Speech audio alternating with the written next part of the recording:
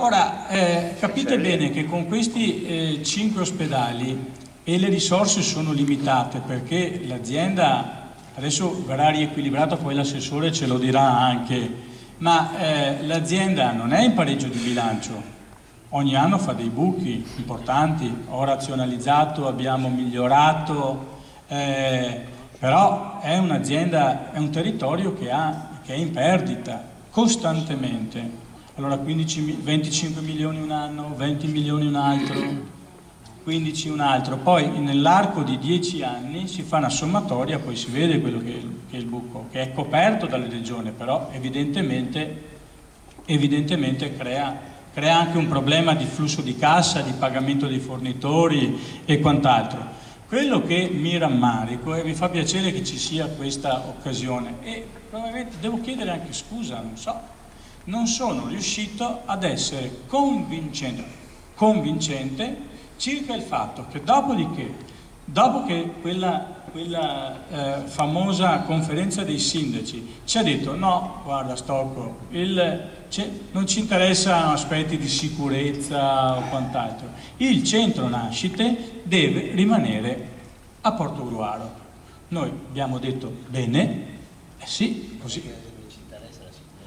Insomma, lo dico io, perché io ho portato un tema relativo alla sicurezza, mica l'ho detto mi piace di più, mi piace di meno, mica voglio ridimensionare, lo dico, guardate che le linee guida nazionali, così l'ho detto, è implicito, non ci interessa la sicurezza, le linee guida nazionali ci dicono la quantità fa la qualità. La quantità fa la sicurezza, ma questo lo dicono le società scientifiche, non è che lo dica io. Quindi per tener fede a quelli che sono i più alti livelli di sicurezza è bene che un reparto sia organizzato con almeno 1000 parti all'anno. Né San Donà li fa, né Portogruaro li fa. Quindi mi è stato detto dalla conferenza dei sindaci il centro nascite non si tocca e il centro nascite non si è toccato. Dopo abbiamo faticato per avere il primario. Però, vedete, nel momento in cui ci si esprima con della documentazione, credo che la Regione poi non abbia smentito questa riorganizzazione, basta. Dovrebbe essere una garanzia e quindi per questo io mi rammarico, mi do anche mi attribuisco la responsabilità, se vogliamo anche la colpa, di non essere stato sufficientemente convincente nel dire guardate che l'ospedale c'è, rimane e ci impegneremo per qualificarlo al meglio.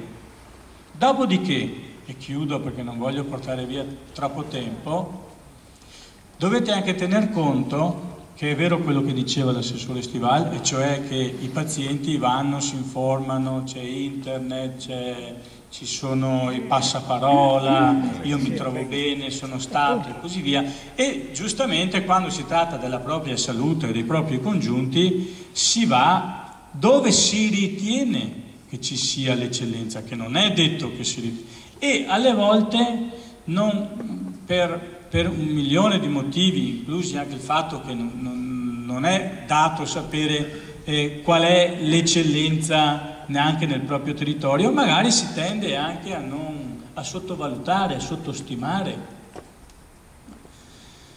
Poi, e chiudo, perché sono stati toccati dei problemi importanti, anche quelli relativi agli investimenti.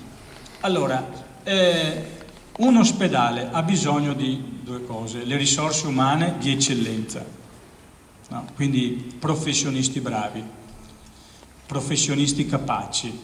I professionisti bravi vanno dove ci sono le tecnologie migliori, B, dove hanno uno staff, un'equipe di collaboratori che possono dare una certa serenità, tranquillità ai turni di guardie e quant'altro. Quando voi andate a operare in un territorio, in un ospedale in cui ce ne sono altri 3, altri 4, tenendo conto che i cardiologi mancano, non ce ne sono, non si trovano.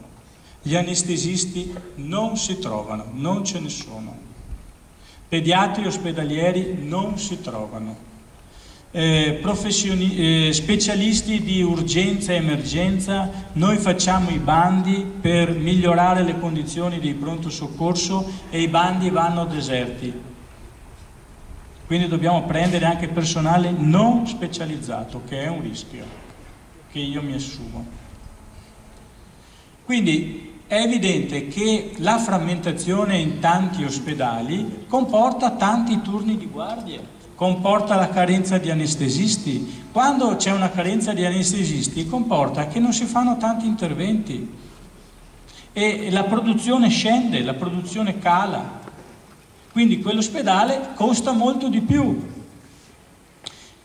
Ma io non pretendo che il cittadino possa addentrarsi a questi aspetti, mi fa piacere di avere anche l'occasione di questa sera, ma è difficile gestire una rete di 5 ospedali in un territorio, perché è un dispendio di risorse e di energie che va a discapito di che cosa? Del territorio. Quindi la riduzione è compito della politica, non è compito del direttore generale, è compito della politica. Ecco. E quindi poi le tecnologie, guardate, sono costosissime le tecnologie. Avere la pretesa di avere le migliori tecnologie, quadruplicate, triplicate, quadruplicate, è una chimera, non è possibile. Una TAC costa 1,5 milioni di euro, una risonanza costa 1,5 milioni di euro, una TAC costa 1 milione di euro. Capite? E poi bisogna avere anche i professionisti che sono capaci, adeguati a farla funzionare.